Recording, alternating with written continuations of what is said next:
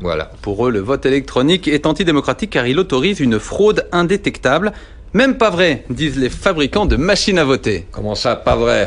C'est ce qu'on va voir. C'est exclamé Rob Grongricht. Grongricht, c'est un Hollandais, un informaticien hollandais, un tout petit peu hacker sur les bords et qui a bricolé la machine à voter électronique. C'est tout vu. Il a piraté une machine à voter un modèle NEDAP, le modèle national en Hollande et aussi celui qui est le plus répandu en France. Nous partons donc à Amsterdam avec Olivier Gangloff pour une petite démonstration privée de fraude électorale. These machines weigh 28 kilograms. 28 kilos, c'est le poids d'une machine à voter de la marque NEDAP. Rob en a acheté 2 exemplaires à une municipalité hollandaise pour 4 000 € la paire. Il est informaticien et convaincu que le vote électronique est une menace pour la démocratie. Il a donc décidé de montrer que le système est piratable. There we go. That's the machine. Devant nous, avec un simple tournevis, il ouvre la machine, retire une puce électronique qu'il remplace par une autre, identique en apparence, mais qu'il a programmée lui-même. Craquer le code de fonctionnement lui a pris 1 mois de travail, mais désormais, il est opérationnel. Il peut pirater n'importe quel ordinateur de vote NEDAP en moins de 2 minutes. Vous les remplacez avec vos propres puces. Ce sont des puces qui ne coûtent pas grand-chose et qui sont faciles à programmer. Let's go play democracy. Allez, on va jouer à la démocratie maintenant. Je vais voter pour le parti 1, 2, 3 et 4.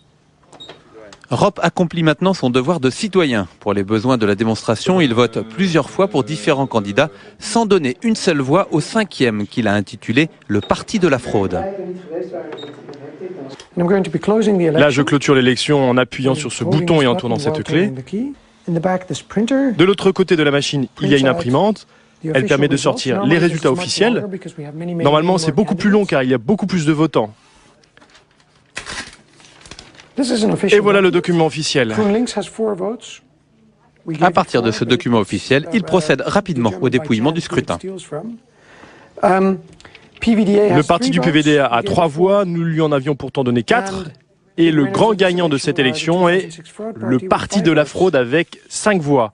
Alors que Rob n'a jamais appuyé sur le bouton correspondant à ce parti. Le bureau de vote va penser que tout est régulier, normal, que tout a fonctionné, il n'y a rien de louche. C'est une élection complètement légale et légitime, en dehors du fait que tout est faux.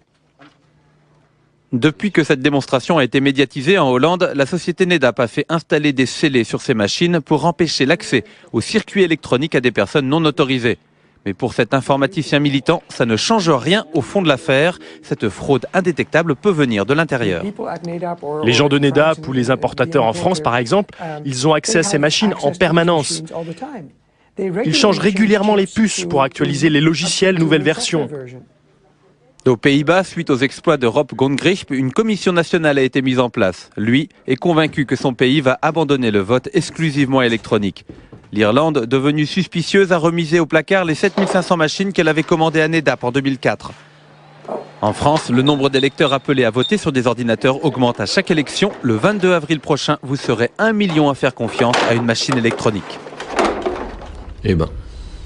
Alors évidemment, j'ai contacté NEDAP France Élections, mais son représentant n'avait pas l'importateur en France. Qui répond quoi? Parce que c'est quand même gravissime ces trucs. Il n'avait pas le temps de nous répondre devant une caméra, mais par téléphone, il m'a donc indiqué que l'expérience d'Europe n'était pas très sérieuse, qu'il fallait arrêter la parano et qu'ils font des tests de toute façon avant et après les élections pour vérifier le bon fonctionnement de leur machine. Ouais, sauf que si la puce est programmée pour pas frauder pendant les tests, ça se voit pas, ça change rien du tout.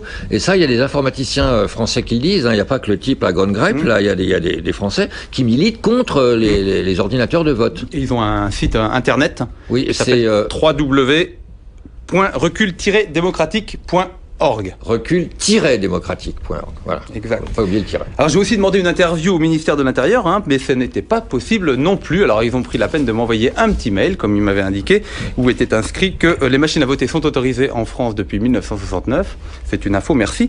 Et qu'il n'y avait jamais eu de contentieux en France et que des contrôles rigoureux sont effectués par un organisme indépendant. Tout le monde est rassuré donc. Bon, ce qui est vrai, ce qu'il faut dire, c'est qu'il n'y a pas besoin d'ordinateur pour frauder aux élections. Avec les urnes en plexiglas, le bourrage, ça existait déjà. Mais au moins, avec les urnes, les bouts de papier, tout le monde au moins comprend la procédure de comptage, alors qu'avec les ordinateurs c'est plus opaque, et même obscur, ça introduit de l'inégalité entre les gens qui touchent en informatique et ceux qui touchent pas, et qui comprennent rien, puisque c'est des langages machines. Au fait, Léon, tu vas voter quoi, toi? Secret défense, Raph, pourquoi? Secret défense, moi je connais quelqu'un qui va pouvoir me le dire, on écoute. Écoutez, ça c'est le parti chrétien-démocrate parce que le mot contient un accent. C'est le moyen le plus facile. Ça, ce sont les autres partis, ils ne contiennent pas d'accent. C'est vraiment facile. Ces variations que vous entendez, elles contiennent toutes les infos que vous tapez sur le tableau. Avec cette machine, vous pouvez recevoir le signal à distance. Avec une antenne suffisamment grande, on peut capter le signal à partir de la rue. C'est rigolo quand même l'électronique. Le coup des accents, ouais. Et du coup, NEDAP a retiré les caractères spéciaux, les accents dans les bulletins électroniques pour éviter une Sauf détection. Que si on enlève les accents des noms, c'est apparemment plus difficile de décoder, mais on peut quand même en le faisant plus finement. Bon, voilà pour le vote électronique.